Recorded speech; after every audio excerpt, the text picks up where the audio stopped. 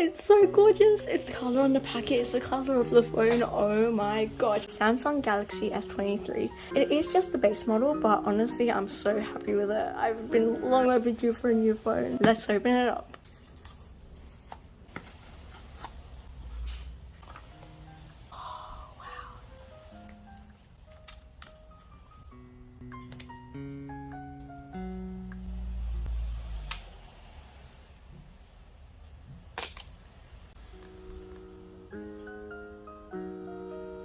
My oh my, what a gorgeous phone. Gonna have to color correct this video to give this phone justice. It is gorgeous. I will be comparing it to Samsung S21's Lavender. As you can see, the phone has 3 cameras and then 1 front-facing camera. The screen goes all the way to the edge of the phone. I did keep it a surprise by not watching any of the unboxings on YouTube, so I hope I'm doing this right. Does anything else come with this phone? Oh, nice. With the little keys that you can switch out the SD card, a Samsung Care card, a few other papers, a charger. I actually did not expect it to. After finally switching on the phone, it was time for a very quick and easy setup.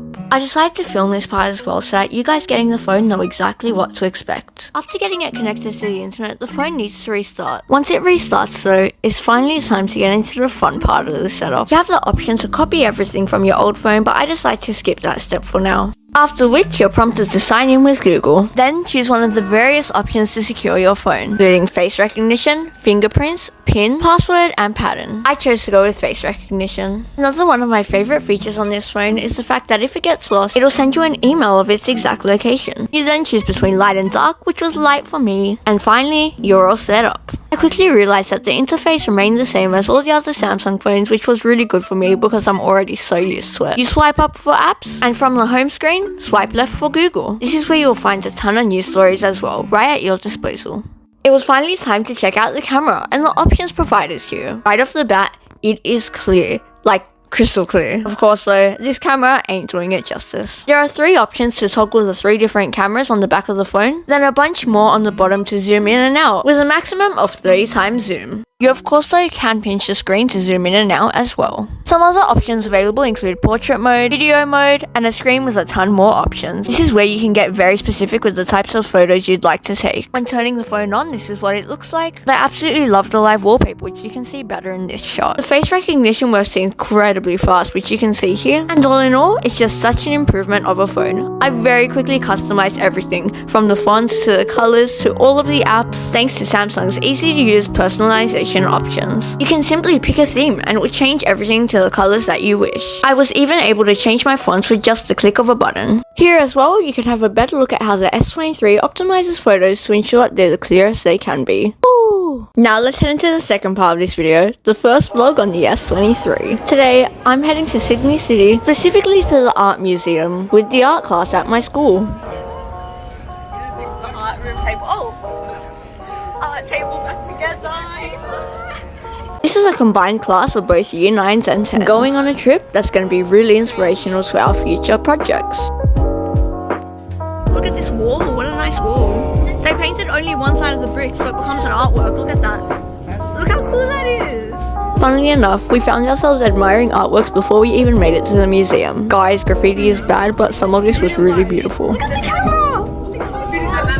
Recording on the train also gave me the chance to truly test out this camera for the very first time. And my gosh, G7X, step aside. I was only filming in 1080p, but this camera can literally film in 8K. 8K! Although, I want to buy a bit more storage before I test out that feature. Maybe in a future video. It's very seasick from looking at people. I guess it's not even called seasick. Wave.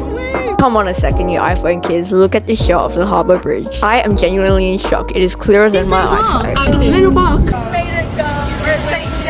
St. James. Look at the St. James sign. Oh, it's so sparkly.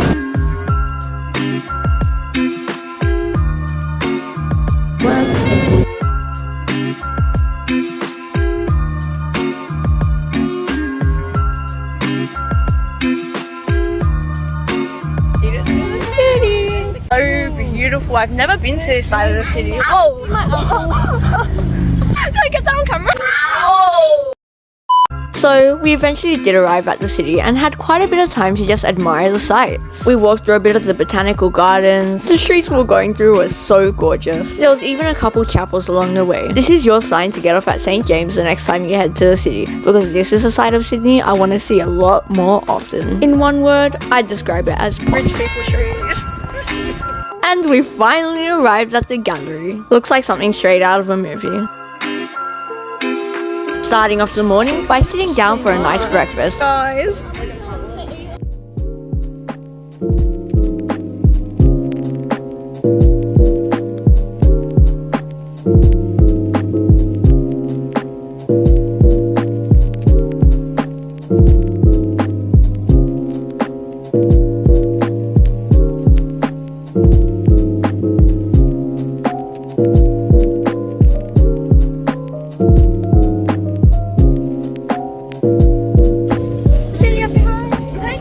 Right off the bat, when walking into the art gallery, you're greeted with some gorgeous sculptures. Mate, even the roof of this place was decked out. Extra, and I kinda love it. So today, we're basically heading to this place where a bunch of year 12 HSC students got their artworks put up. HSC is the equivalent to finals for you Americans. Only 40 students who got perfect marks nationwide get their artworks featured. It truly is an honor. I'd love to see one of my artworks up here one day. But we've still got 3 years to go until I have to worry about that, so let's take a second to admire some of these before I go on.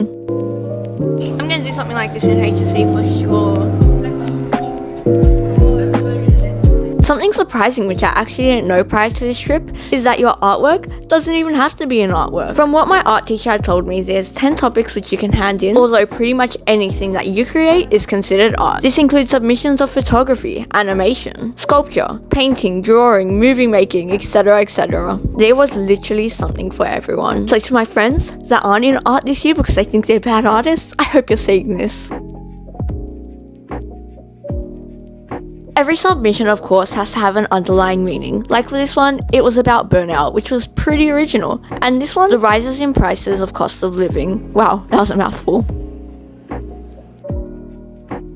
These next paintings, I specifically took photos of them because I want to try to recreate them. They are incredible.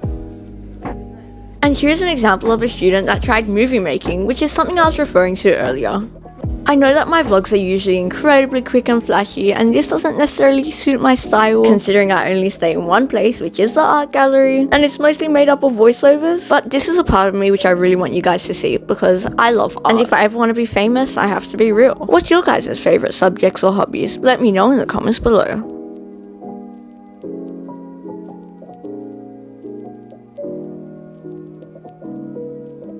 This next part of the gallery was made up of incredibly famous artists which had their art featured. To be fair, it's probably been here for longer than I've even been alive. The amount of work that would have gone into this cardboard sculpture. Right, you just can't see the beauty on it. And here is where the phone comes back into the video. A lot of these rooms were all about shadows, meaning that they were incredibly dark and no one else's phone cameras could really pick them up, except for mine.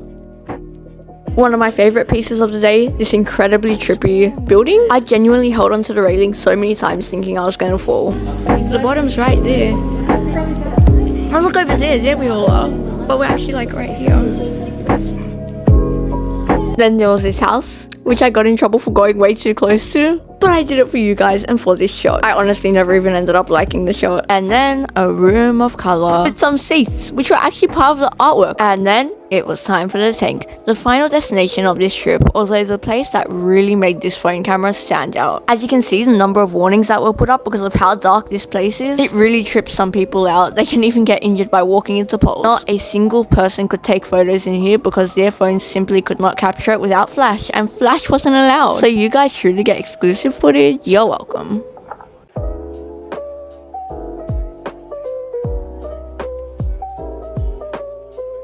This is a brand new section of the gallery, although I forget whether it was added in December or January. It was made in the oil tanks that were used in World War II, and truly serves as an immersive experience with the use of lighting to create shadows. It was so funny with a lot of these shots, because I couldn't actually see the artwork, it was simply too dark, but my phone could, so I was really forming a line of people asking me to send them the shots. Also, the spiral staircase in the background, man, that was scary to go up. And that wraps up our experience at Sydney's art gallery, although it does segue segue into a picnic. Classy woman and just after like literal pink wrap for some kid.